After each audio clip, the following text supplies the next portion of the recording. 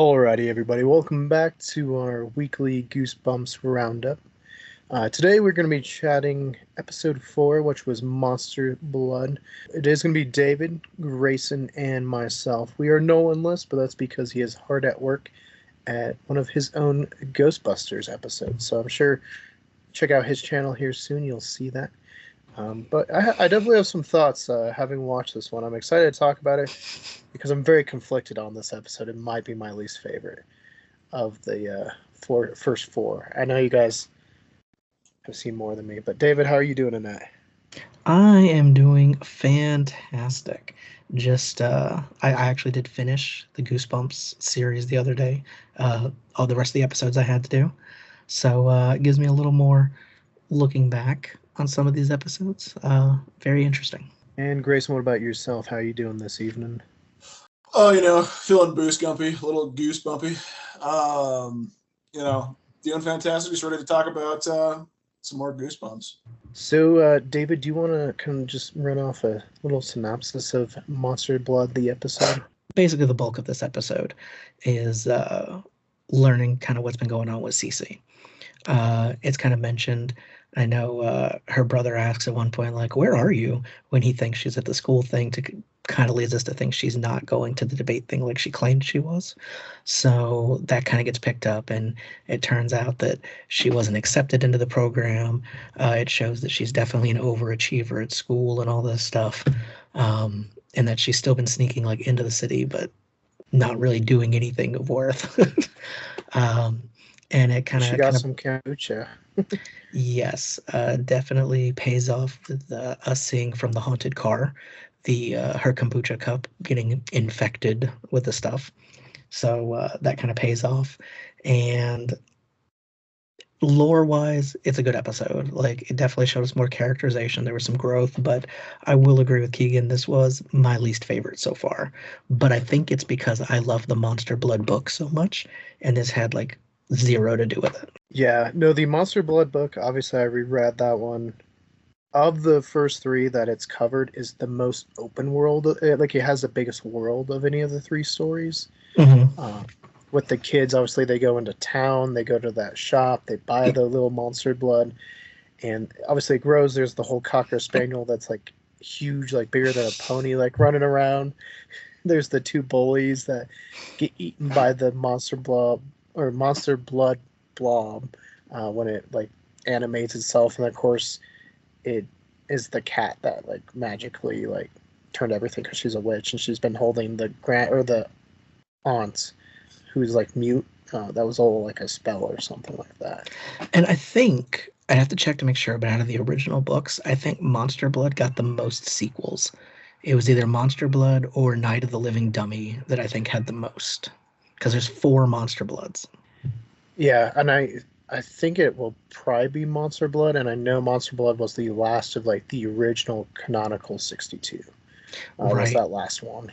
And I do think because Night of the Living Dummy, it switched around characters and just had like Slappy and the dummy stay the same. Monster Blood, it's actually the same like human characters through all of them as well. So I just think it's funny that these kids keep getting into trouble with like the same thing. They just didn't learn their lesson. Yeah, how many Monster Blood is there? I mean, I know like in the end of the book they look to pick up the Monster Blood and it's like vanished. So Well, that's the thing, is it only takes one spec yeah.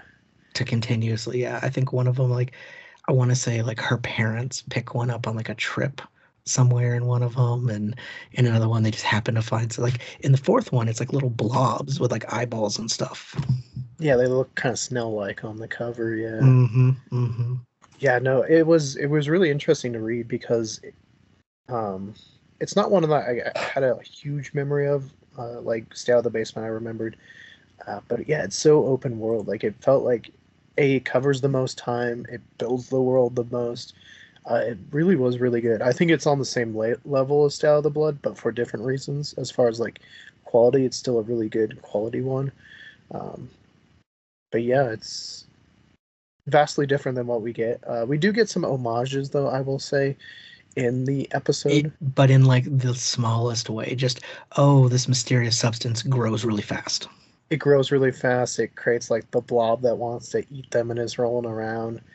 And there was one, and I felt like the episode itself covered the most ground as far as the locations. So I was like, it's kind of like Monster Blood, but like you said, it's more tying in Monster Blood to the episode. Would you agree with that? Just like, Yeah, I felt like this is the one that they were reaching the most to get a title that matched with what happens in the episode. also, why wasn't it green? Like, why wasn't the blob green? And they could have even gotten away with that with how much we've seen of like the plant stuff and everything. Nobody would have been upset if it was green or even blue like it is in the last Monster Blood. Like it didn't need to still stay this like grayish. Orangey, yeah. Yeah. I mean, Dave, now that you've seen the end of the series, I will say, I don't know if you feel the same way that I do about this, but I feel like with both the last story and this one, it feels like the powers that were bestowed to both of these stories felt a little forced to fit the overall narrative of what they picked for the title of the episodes. So it's like they had it and we're like, well, we need some other big titles that people know. exactly. And it felt very, very forced. It was like there is a way to have like this story be more natural if they want to like have, that substance created supernatural occurrences. But it felt like it was basically we have a whole episode idea for character development and plot. What can we do where it kind of like fits in to kind of push the story along? Monster Blood fits. We'll put it in there. Yeah, like honestly, I think Monster Blood is a rich enough story that it almost could have its own season arc of it being like a thing. Just kind of like Horrorland, I think could have been an entire season of like a haunted theme park type thing. This one was just kind of like, I guess I could get like if I watched this without knowing the title and they were like, what do you think it's called? I never would have guessed Monster Blood. Yeah, if it was green, maybe. Or if it would have been something like they could have even had it be something unrelated to the overall of what's happening. Like they could have had some subplots of stuff and made that Monster Blood. I could have bought that more. Well, I mean, on top of that, like now that you've seen the end too, David, couldn't like Monster Blood have tied more into the overall, climax of the story, make it, a little bit more. They could have used, since this is essentially in essence, as we've previously established, they could have done a lot more with that to make some of the other stories kind of come to life more throughout the rest of the season. Yeah, like I think if they wanted to go off Monster Blood, they could have found like possibly a useful way to use this substance and then have that payoff in the finale. Yeah. I mean, I can see it working. I mean, I haven't seen the last any episode after this, but I know what like the titles are, and I know what the last title is, and I know what that book was about, or those two books were about. And I'm like, I could see how you could tie all those together, but I just have the feeling they're not going to tie them very well together. Yeah, this one is definitely the sore thumb. Like this is the one that sticks out. Mm-hmm. Okay, I'm glad I was not the only one because like I was watching it and how it began. It looked like it was filmed differently. Color grading looked different. Like it felt more like a TV production, where parts of the episode still felt like a movie production. Like it felt kind of disjointed to me. Like when she's with her friends and stuff and at the school, that felt a little lower quality. Yeah. Yeah, and the writing there didn't seem. I was like, did they tack this on? Like, what did they reshoot this? Like, what was going on here? I will say I did like that this was kind of the beginning of all the kids coming together and really working together to solve something. Mm-hmm. Putting them all in one place and like actively being together, confronting the same challenge. I feel like this kind of led into that a little bit more. So it is building up the team at least a little more. But beyond that, it kind of felt like a filler episode. Yeah, I mean, kind of like with what David said, since this felt like it was more the bottleneck budget episode, they threw the Monster Blood in there kind of to be like, monsters in there, but I think they could have picked a way better budget. Like if this was a budget episode, they could have picked a better story to be more of a budget like scenario. Like if they're going with like haunted objects, they could have done, the haunted mask. They could have done something else where like, she's like even play more into like the allegory part of it, where like she's wearing a mask around her family, being saying that she's going to do like debate camp, but she's not there. That kind of thing. At least play with that a little bit, but it felt like it felt forced in there to kind of semi-fit within the theme that they had picked out for the overall arc of the season.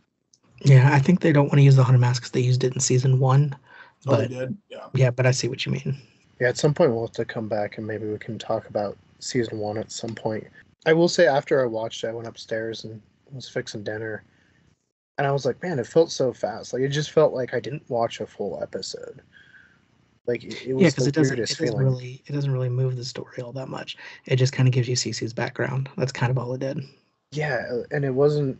It was just weird. And hey, we did kind of complain. It didn't really feel like we knew where anyone's relationship was.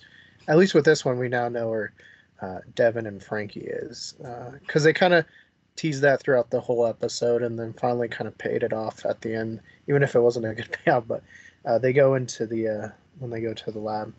Now, this does also kind of set up a subplot with, I guess, like government person sneaking into the hospital.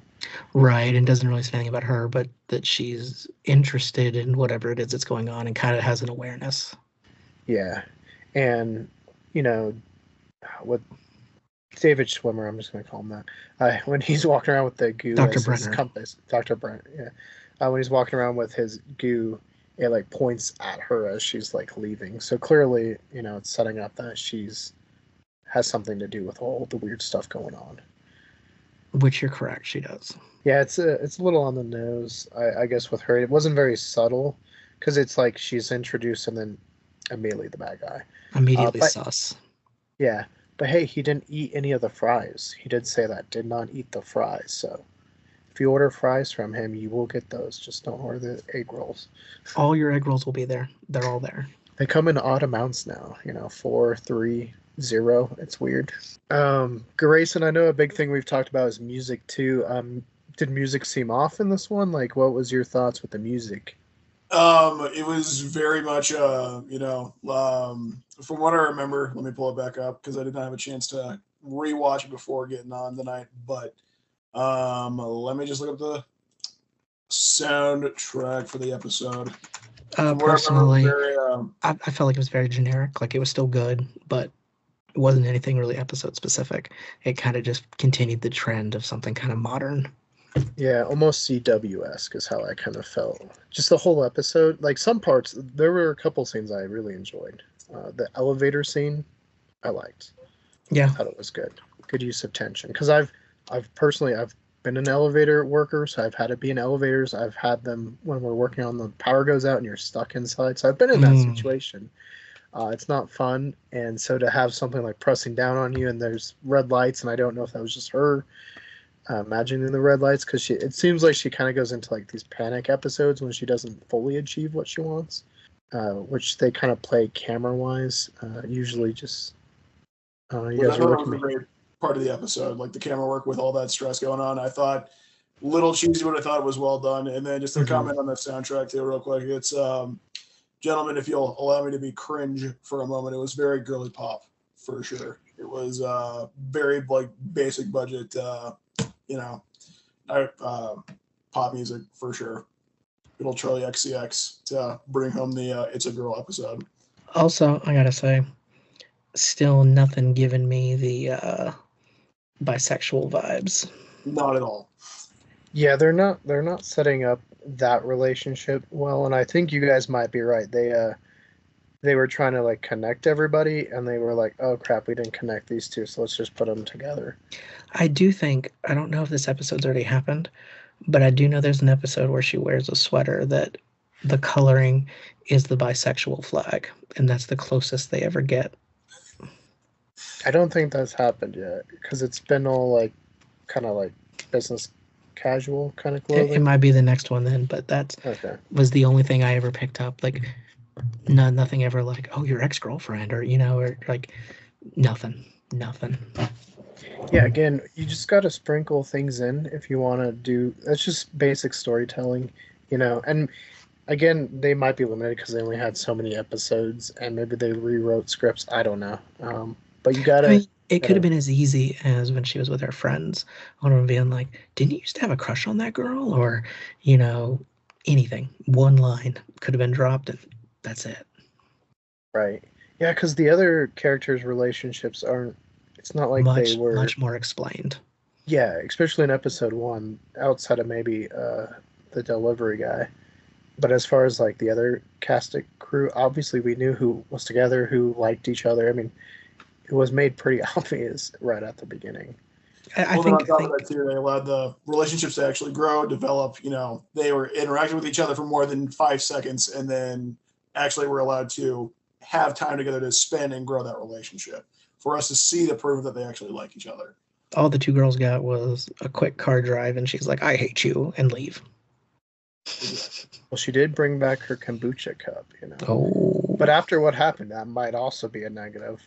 First, you gave me a haunted car, tried to kill me there. Blob came out of my kombucha thing. I thought it was weird that she wouldn't have washed the cup before Giving it back, yeah. No, Or no, her before drinking using it. it again. Yeah, when Yeah, she got it back, you would think that, oh, okay, that was from yesterday. I'll run this through the washing machine, you know? yeah. No, she's got to go straight to the kombucha place and use that cup. Well, Also, it does kind of just weird. adds a little bit extra nutrients in there for that kombucha. Yeah, they added something extra in there. I also feel like they went out of their way to try to make her as hipster as possible, like with the kombucha and everything. Absolutely. I guess they've teased it the whole. I mean, she always wants her kombucha, but it's a weird choice. I don't know. It's not even like a branded kombucha. It's not like it was No. product placement or anything like that. When she shows up at the girls' coffee, they're like, "Oh, I need kombucha." Yeah. And then like her friends happen to be there. And their conversation was just like very just TV writing. I don't know. It was odd. It was an odd episode. Well, I think, like you said, it felt very CW at times. Well, and then like David Schwimmer would come back on, and the episode tone just felt better. Like I don't know if they just filmed his episodes differently, like, but it felt more like the movie tone that we've kind of been led with. I don't know. To your point, I think it's honestly just like they had a storyline. Some other producer came in and was like, "We need this here because we need to appeal to another part of the audience. So this is going to be right here." And it's like, does it need to be though? Does it need to be? Yeah, this episode definitely makes me think there was rewrites at some point, just because it did feel disjointed, maybe in just the execution or the cinematography or whatever. It didn't feel like it was a complete episode. The last one, maybe it was a filler, but at least it felt like an episode, Right. David, any scenes in here that you at least enjoyed? I mean, I didn't not enjoy. I still had a good time watching the episode. It was good. It just was not of the same quality as the ones before it. Yeah. And again, I think my expectations were very high since it was based off a book that I really enjoyed. So I think they did a good job. I think that we got the most actiony scene with the whole subway when it's coming down at them through all the tunnels. Like, I thought that was pretty cool. So they did a good job of that. It was still entertaining. Like, it by no means did it like make me turn it off and be like, I'm out. And I did like knowing a little more about like what was going on with her as a character because we haven't seen her much. So I thought that was fine. It was decent. I mean, I know we're not at ratings yet, but probably like a 6 for me. Grace, what about you? Any scenes that really stuck out to you? I mean, the scene where she's interviewing with that the lady for the internship or the letter of recommendation to the college that she wants to go to, that pressure building. I thought that was done really well, and then just the goo just starts dripping out of her face. I really like that scene. I thought it was pretty realistic in like how that kind of situation would play out with not only the stress and the anxiety, but the way that it was filmed too was really well done. I would say out of all the dialogue in that episode, at least involving her, that was probably the most realistic. But yeah, other than that, kind of what David said too, the monster chase was also probably one of my favorites out of this episode too. Yeah, no, the blob chasing them. Obviously, I said the elevator. I thought that might be one of my favorite scenes so far out of the first 4 episodes. I really enjoyed that. Again, it's just in a weird episode, so it shows you can have good things and maybe not your favorite episode. The subway chase was really good. Just the lights turning off and then the goo coming down the side and then filling it. It was great imagery. Yeah, it's very reminiscent of obviously what they were trying to go for, maybe with the title. Like they're like, oh, how did the goo go? And it would slowly get bigger and chase. Okay, I can see that. And to Grayson's point, the interview and after the blood, when she's walking home or to her mom's apartment, and it's just getting more and more tunnel visioned, I thought was good. As well as like the scenes where her friends are talking and it was kind of just like vibrating and looking kind of odd, I thought was good. We'll see. This is just something that I thought of because, like, the last episode, I mean, it wasn't entirely like the actual storyline, but they still were close enough to where it felt you could say they were paying tribute as much as they could. If they wanted to do something in the same vein with Monster Blood, it could have been like the anxiety of her now that she's been infected with the goo, like the anxiety of her lying to her friends and then having to go through that, process of that. Like the goo drips out as she's like lying to her friends and that starts growing. And then like she's in the office and like, you see the goo seeping through, like trying to get after her and then causing her to like start having more anxiety. So more just starts leaking out. And then she tries to get away from it and then it starts chasing her and growing more and more in size because just the anxiety is growing exponentially larger. That could have been, a cool tie into like the at least somewhat of the story, or at least make it more of a through point for the actual storyline. I think too, if you just made the goo green instead of black, it would have black and kombucha colored, I suppose. I don't know, just like tiny things like that. I know people really enjoy. It just, I don't know, not I a mean, whole it was lot. yeah. We don't always have to beat it to death. It was decent, kind of fillery, but gave us some backstory, and I'm excited to see where the story goes.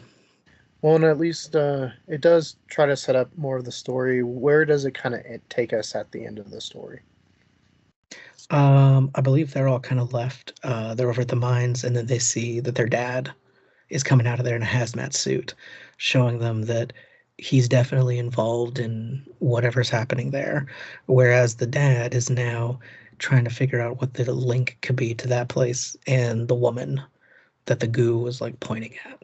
So they're kind of anti Dr. Brenner right now because they think he's orchestrating whatever's going on.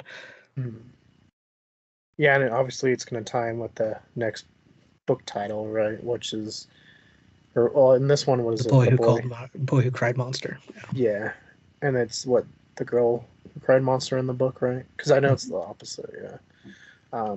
So I guess it makes sense because each character is going to have their little story, and that one is a simple thing. They think he's the monster of the story. It's an easy kind of book tie-in. Mm, Unfortunately, that book has a really fun little twist at the end. that's Uh, that's that's not what this one's about. okay, well, I've been disappointed. I haven't watched it. uh, I knew it wasn't going to be like the book because obviously the book I has will I will another tell you kind of how we got the backstory and more about CC in this one. The Mhm. next one is about what CJ, the delivery guy. The Is that his delivery name? guy. Yeah. Yeah. It's kind of his episode now. Okay. Well, for an episode that didn't have a lot, I think we've about done what we can. Unless you guys have any final things you want to add to it, Grayson or David. No, the quicker we wrap this up, the better. This was not one of my favorite episodes, but it's not the worst. I mean, it was probably the low point of the series, but it was still, like I said, like a solid 6. So that's more than a lot of series get, to be honest. Yeah, I mean it's not the worst thing I've ever watched. I will say that. It's It like just yeah, like if I rewatched the series, I wouldn't skip this episode.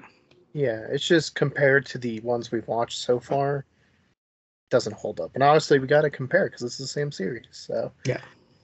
sometimes just the company you keep, and this one's keeping pretty solid company with the other episodes, so it hurts it in the long run. David, though, rating recommendations still so far. Yeah, I mean, like I said, about a solid 6. Still worth watching for the story. It keeps things moving, not as fast as the other ones, but still some essential stuff to know.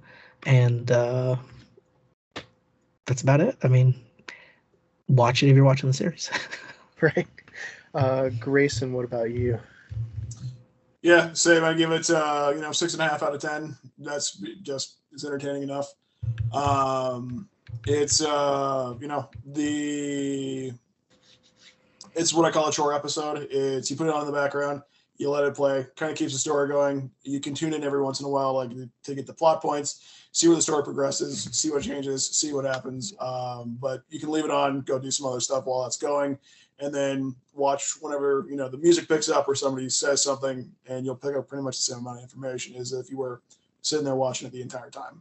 Yeah, for me, I'll probably say a 6 as well, joining like David and stuff.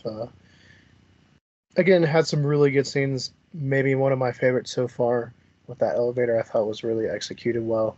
Unfortunately, just kind of felt disjointed at parts as far as just maybe the quality of the filming, cinematography, color grading, writing, whatever it was. And again, I just kind of left feeling like I hadn't watched the full episode. Like the other ones, even the haunted car, where it felt like a filler episode, I felt like I still was able to watch a full episode. Whereas this one, I was like, man, are you sure you like watched the whole thing? There's not like more left or something. Like, it just felt like it went by really fast and not a lot happened. But hey, if you guys were looking forward to Devin and Frankie's first kiss, this is the episode for you. So you guys are in luck now. But yeah, we'll be back next week per usual, talking Goosebumps here. We got only a few more episodes. This is officially halfway through. Yeah, and then we'll be diving into another series, but where, David, might we be diving into that series, and what is it? We're going to be starting in March covering Daredevil, the new series coming out on Disney+. And that is going to be over at our new collab channel, which is the Society of Main Characters. That's where we're going to kind of have these collaborations with pop culture stuff, comic books, some of the kind of auxiliary sports kind of things, stuff like that. And it's going to have us from all these different channels you love to watch, all of us together there. So definitely check it out. We'll have a link below, but it is Society of Main Characters. We're going to have our book review up there for our book club and some other cool stuff coming really soon. And Grayson, outside of the new channel, maybe people want to come hang out, talk with us, give ideas for future episodes, give feedback on current episodes. Where might they be able to do that? Would you be talking about the Discord channel that is specifically for our wonderful community that we're trying to cultivate here? Oh, it sounds just like the perfect place for our community to be talking with us at. Well, I'd be happy to tell you more about it.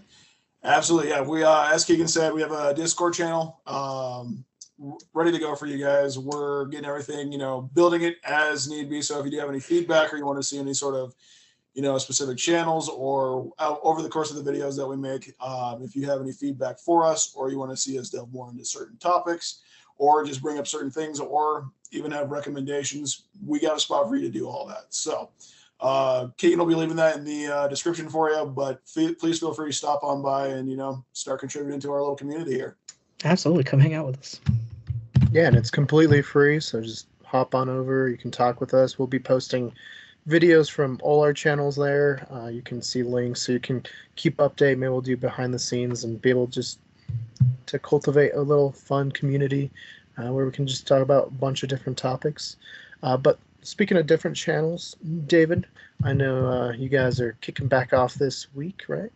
Yes, some new Abnormal Voyages, as always. You can check out in the description, links over there. And Grayson, what about you? People got some movies to look forward to this weekend? Of course they do. You'll be seeing a review for me for Nosferatu. A little past the party, but hey, never hurts to put your voice out there. Plus, we'll be talking about Companion, and then this weekend, it's I believe called Love Hurts with Hee-Kwei Kwan.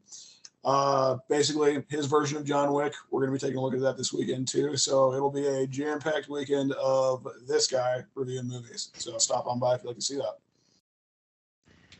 Yeah, and I think next week, if you stay tuned to the channel here, we'll be doing our kind of progress down the yellow brick road, as one might do, as we talk about The Wizard of Oz, the original one. Obviously, we did Wicked, and we're just trying to cover the entire, maybe not the entire filmography, but the major points that one wants to. What's all in the lore of Wizard of Oz and everything leading up to Wicked Part 2. So this month we'll be diving into the original that started it all, talking about the original book and the musical movie that we all love.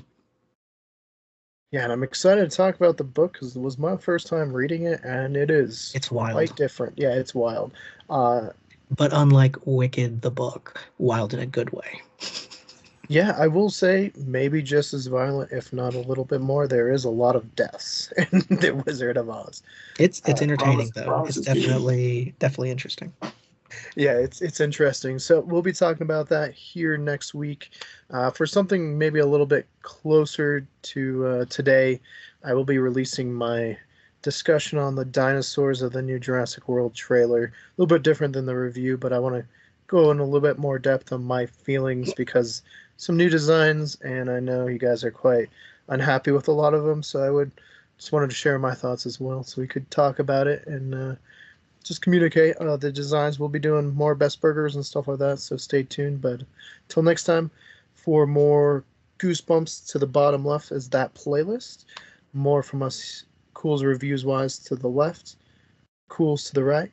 Don't forget to like, subscribe, and let us know what's that topic we got to cover over at the Society of Main Characters. Tell us in the comments below.